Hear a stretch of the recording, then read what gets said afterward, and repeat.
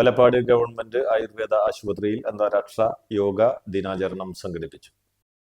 കേരള സർക്കാർ ആയുഷ് വകുപ്പ്, national Ayush mission Kerala എന്നിവയുടെ ആഭിമുഖ്യത്തിൽ വലപ്പാട് ഗവൺമെന്റ് ആയുർവേദ ആശുപത്രിയും വലപ്പാട് ഗ്രാമപഞ്ചായത്തും സംയുക്തമായാണ് 12ാമത് അന്താരാഷ്ട്ര യോഗാ ദിനാചരണം സംഘടിപ്പിച്ചത്.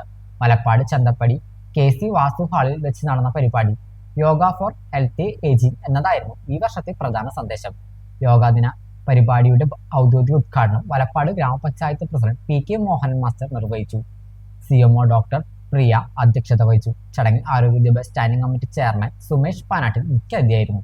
വികസനകാര്യ standing committee chairman PS Sajith, block panchayat member Rajisha Shivaji, panchayat member PP Kannan, HMC അംഗം കാർത്തികേയൻ നെടിയിരുപ്പിൽ, യോഗ ഇൻസ്ട്രക്ടർമാരായ ദൃശ്യ ഋഷികേഷ്, ഹരിശങ്കർ എന്നിവർ യോഗ പരിശീലനത്തിന് നേതൃത്വം നൽകി. ഡോക്ടർ ദൃശ്യ ചടങ്ങിന് സ്വാഗതം ആശംസിച്ചു.